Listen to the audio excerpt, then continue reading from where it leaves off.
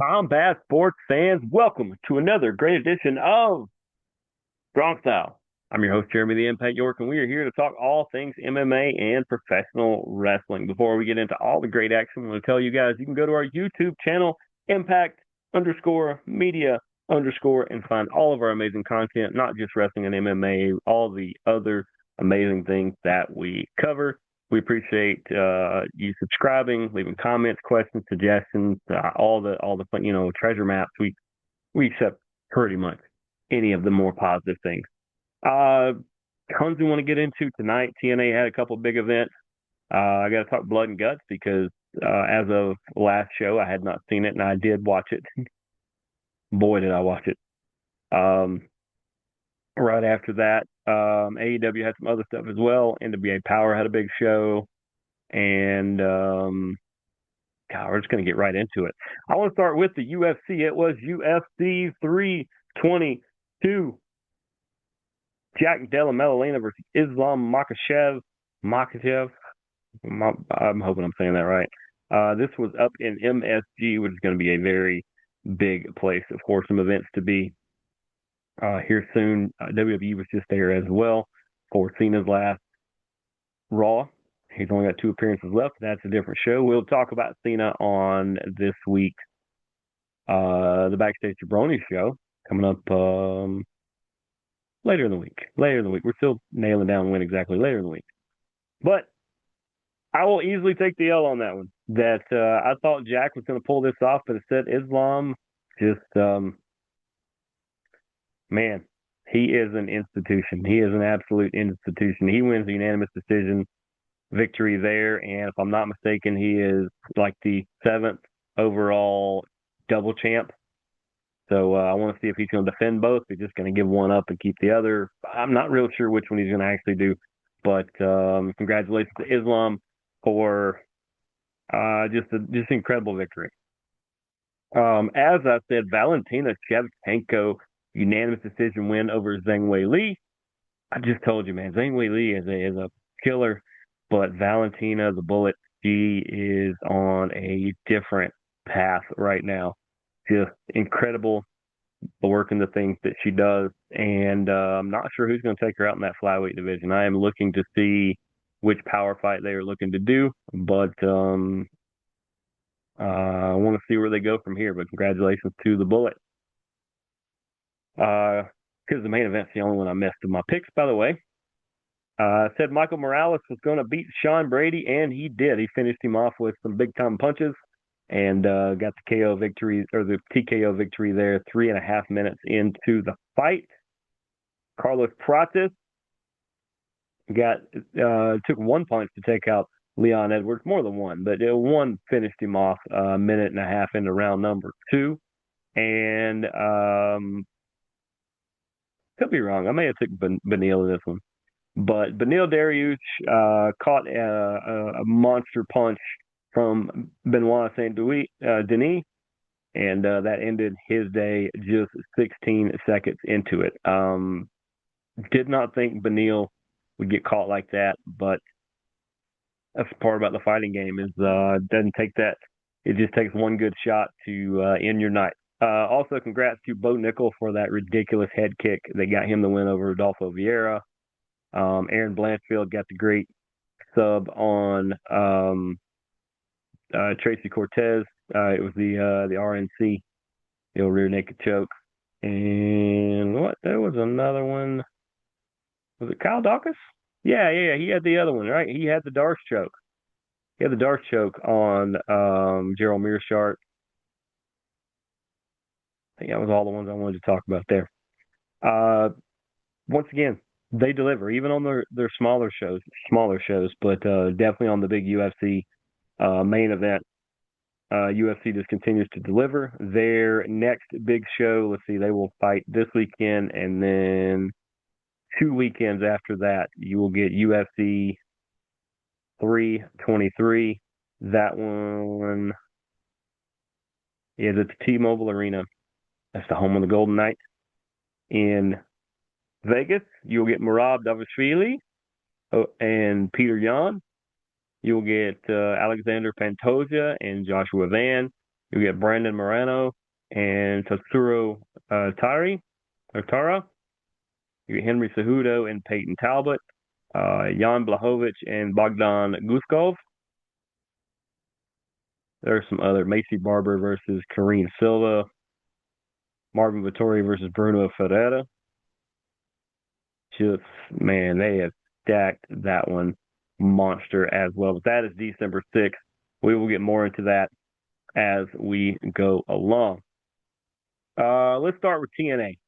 TNA, of course, had their Turning Point pay-per-view, but the night before, a little bit of controversy there. As Mike Santana is laid out, seems to be favoring his arm a little bit, and Frankie Kazarian comes down and catches in his Collier's shot. Nick Nemeth still has one as well, by the way. But Kaz comes down and does it, cashes in, and is able to basically steal the title from Mike Santana. That's not somebody I'd want to get on the bad side of, but that happened on the TNA Impact show before the night before Turning Point. So I want to get that in there because it's gonna make some more sense with some things going on here. But yeah, his Santana's status was unclear going into the next night where Turning Point was. As far as the matches that went on, Indy Hartwell versus Danny Luna in a no DQ. Indy Hartwell gets the win on that one. Kind of figured as much. Congratulations to her on her recent engagement as well. That's Indy Hartwell. But Danny Luna to me is still one of the unsung heroes in the women's division there. I would like to see her get a good run like she did when she was in the Jody Threat tag team. But other than that, we had the TNA Knockouts Championship where the Inspiration defended against it was who was it? It wasn't Tessa. It's Victoria Crawford and where was it? Had it.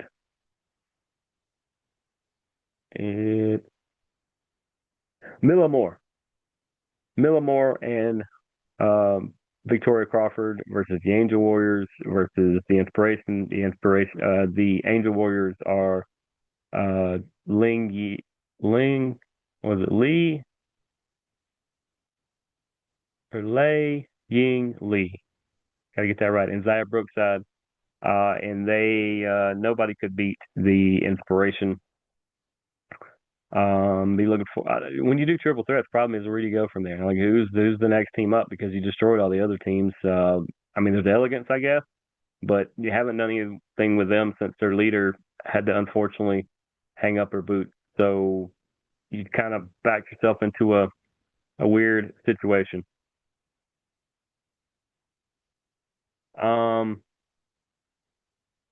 What else do we have? We had AJ Francis took on BDE, who is a newcomer to TNA wrestling.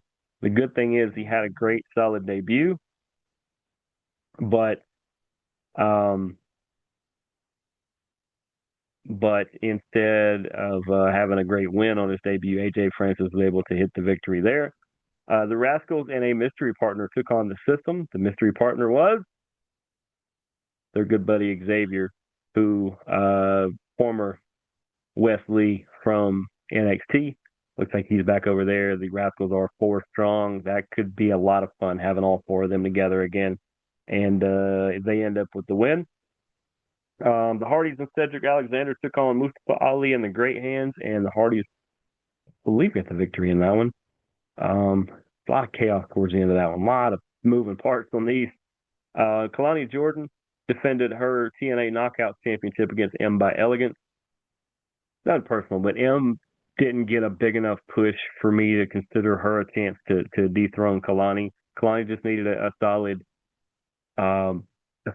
defense in there before building up into some of the bigger ones. For the TNA X Division Championship, this spawned over from the Impact tapings as well. Leon Slater defended against Rich Swann in what was one of the better matches of the night, in my opinion. Leon Slater ends up winning. He's very emotional afterwards because they did a big tribute to his grandmother that recently passed. Our thoughts, prayers, and condolences to Leon Slater and his family on that for the passing of his grandmother. Just never easy, and that never never fun, man. Just we'll be thinking about you. And then Steve Macklin said that he had not spoken to Mike Santana since the night before.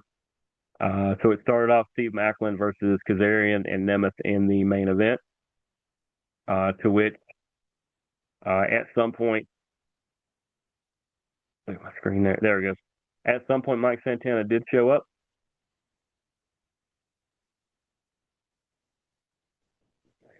Uh,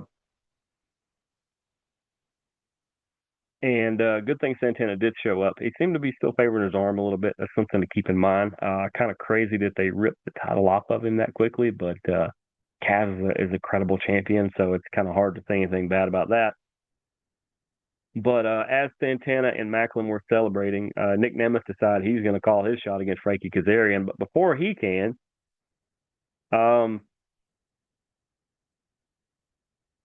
here come the NXT. They call them the B team, but a bunch of people from NXT came down and were really causing ruckus. A little bit of an invasion, the same way that TNA did to NXT. I'm not gonna call them the B squad because these are some heavy hitters and some killers. Let me see. I had a list. Where is my list?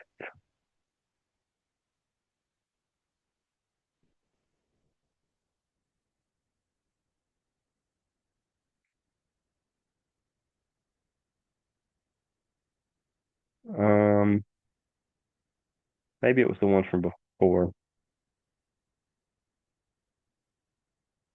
It was. It was. I'm gonna get this. There is a list. Where is the list?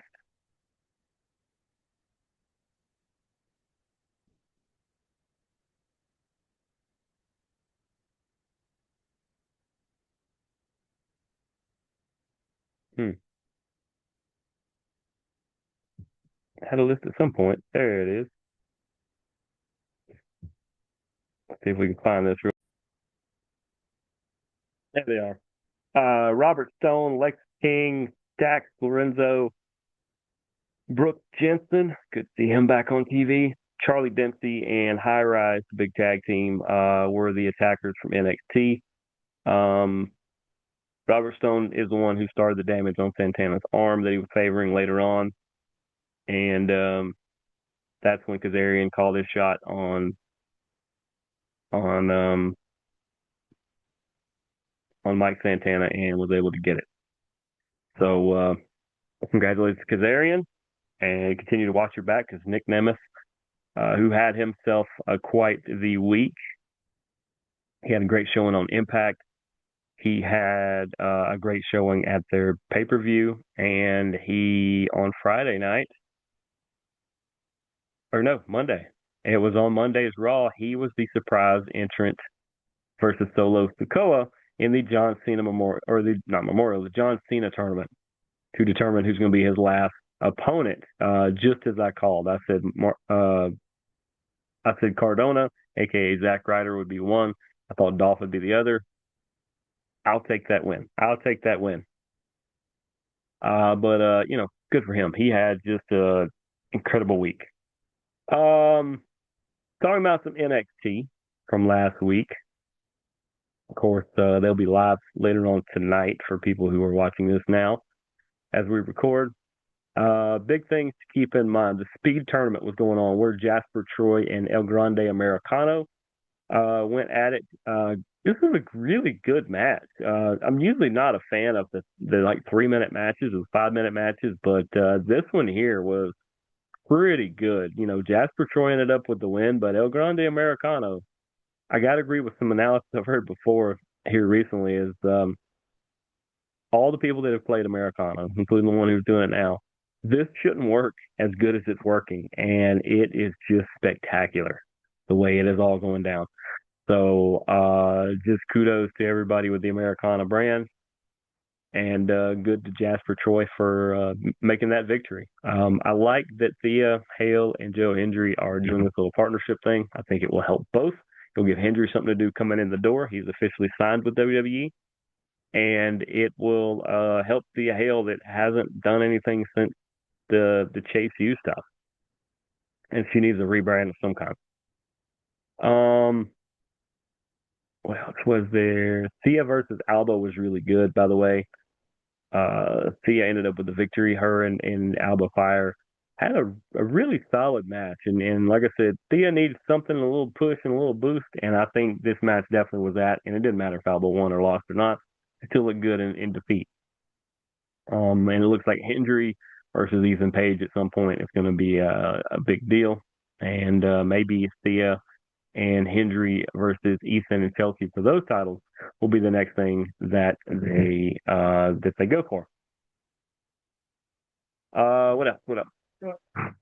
We got to see Skylar Ray and Fallon Henley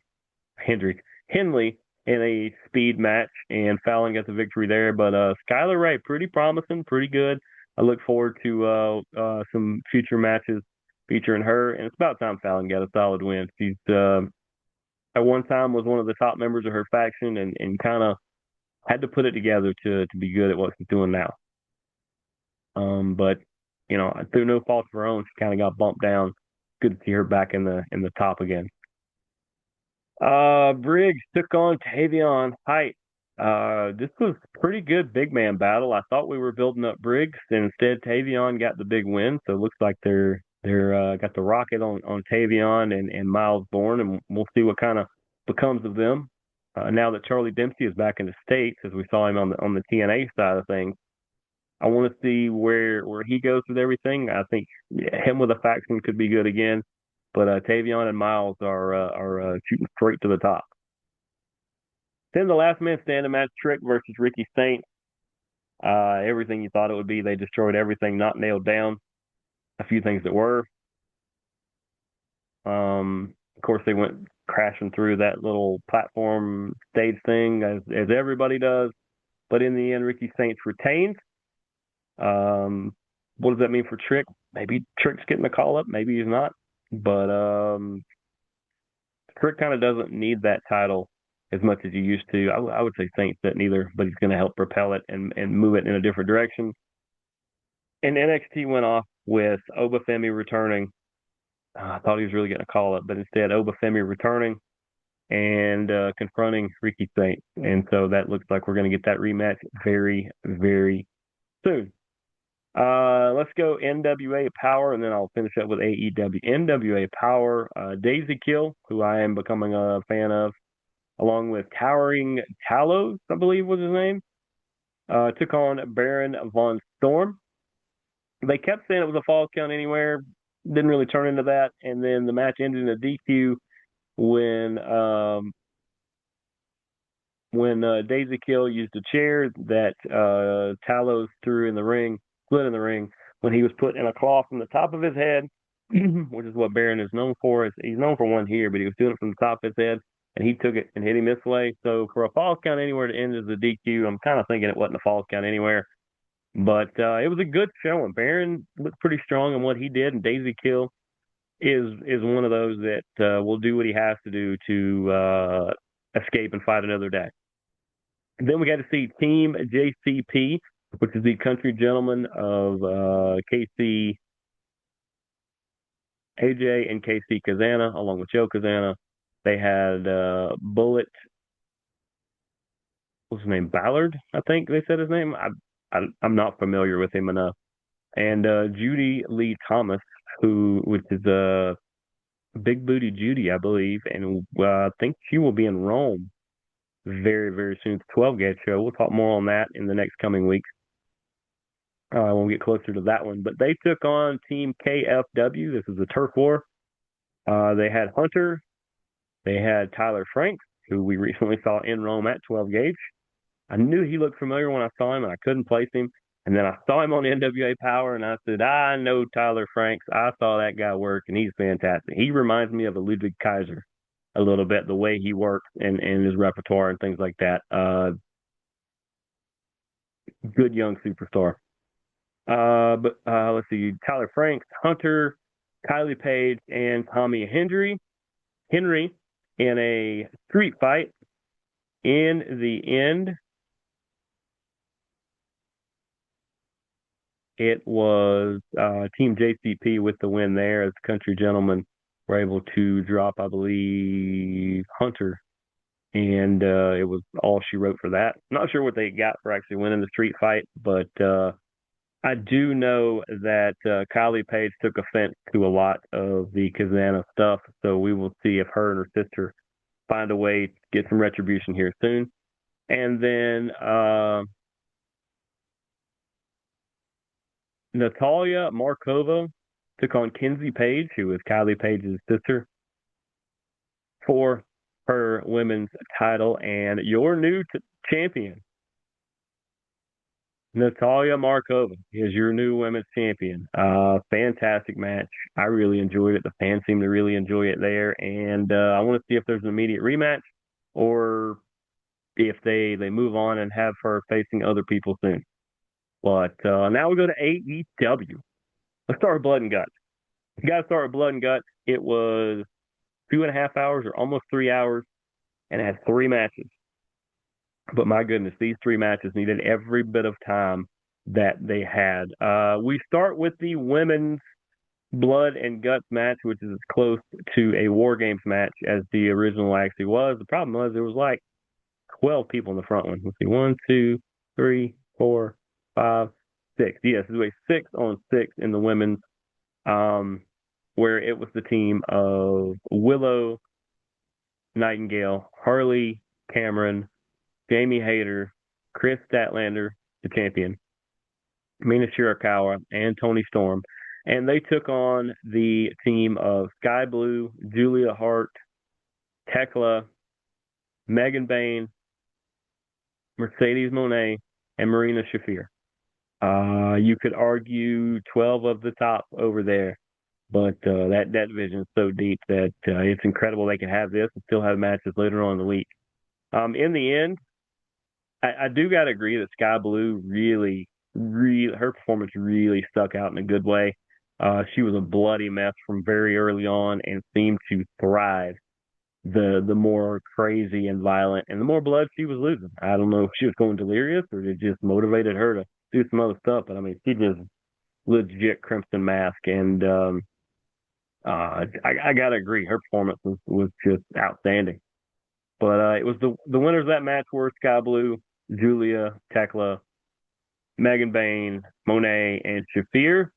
I don't know what that means going forward. I do know that in the end, the way that it all went with Mina Shirakawa was in a bad submission, and they were holding Storm back and had locked most of the other people out of the way, and they were holding Storm back and made Storm call off the match. And then they attacked Storm, Tony Storm, just for being there. So we'll kind of see where Tony Storm goes from here, because I thought she'd go back at Statlander. I know she's had that match already, but it's now it's to a point where I want to see what Storm's going to do. I want to see what Statlander's going to do with the title. Then it was Hangman Adam Page versus Hobbs in a Falls Count Anywhere match. This one went all over the arena. This is when actual Falls Count Anywhere should be. In the end, it was Hangman getting the victory after he knocked Hobbs off the balcony onto an electrical table that exploded in a crazy firework. But he was able to get the victory there. And then, of course, Shibata and Joe attacked him and Hook and Kingston come down to help him. That's obviously going to lead to a 3-on-3 at some point. But before it can do that, I mean, it's already done it once before, but before it could do that, we're going to get Shibata versus Hangman this week on, I guess, tomorrow night on Dynamite. And then we go to the men. And if I'm not mistaken, I believe I predicted this. Or no. I think I had it backwards. I think I did. But in the men's match, it was Darby Allin, Orange Cassidy, Roddy Strong, Kyle O'Reilly, and Mark Briscoe versus Wheeler Yuta, Daniel Garcia, Claudio Castagnoli, Jon Moxley, and Pac, otherwise known as the Death Riders. And in the end, crazy thing though was that Mark Briscoe got attacked in the back. They thought it was Fletcher in the Don Callis family. They deny it later on in the week and say we had nothing to do with that. kind of weird and kind of interesting. I want to see who the actual attack was because I don't think Briscoe saw who it was. Let me just throw this out here. Could it be Roddy Strong? Could it be Roderick Strong? Just maybe it's Roddy. It's just my guess because not a lot of other people make sense. But what if it's Roddy because he doesn't like how he's inserting himself and pulling Kyle and everybody away? But either way, they all battled together, and Darby Orange, Roddy, Kyle O'Reilly, and Mark Briscoe, who showed up at the end and still did some incredible spots, get the victory. But in the end, also Gabe Kidd, the hired mercenary, showed up to help the Death Riders and almost got them the victory, but not quite. On Collision, we saw Garcia, Pac, and Yuta get a win over Lethal, Adam Priest, and Tommy Billington. Of course, Mox and Shafir were down there as well. Mox was on commentary for a good 2/3 of Collision. He's actually a pretty good commentator. He had some really good things to add and actually took over the broadcast a few times and just did spectacular. Just John Moxley's that good, guys. He's really that good. Other things from that one, Scorpio Sky took on Kyle Fletcher for Kyle Fletcher's championship. Of course, Fletcher's able to win, but him and Scorpio Sky really tore it up. Scorpio can really go now that he's back from injury and he's fully back on. I want to see him do some big time things, and I really think we're going to see that. Other than that, I believe that does it for everything that happened this past week. So much more to get into tonight. I look forward to seeing what NXT's got going. AEW tomorrow, TNA on Thursday, SmackDown on Friday. Like I said, we will have the Backstage Jabroni sometime this week. 2 special shows to keep your eye on. I believe we are recording both tomorrow. I will have Josh Fields from Apex out there in Augusta talking about his upcoming show this weekend. I will also have Bryce Cannon on, one of the best wrestlers, not only in the state of Georgia, but possibly in the nation. We will have the Frat Daddy on to talk about his upcoming match with JT Paradox at the Bullpen Wrestling Show in a couple weeks. And all of our regular shows should be on and back to normal. So, for everybody here at Impact Media, thanks for tuning in to another great edition of Strong Style. I'm your host, Jeremy the Impact York. We will see you guys next week. Deuces, gooses. Go watch wrestling. Go watch fighting.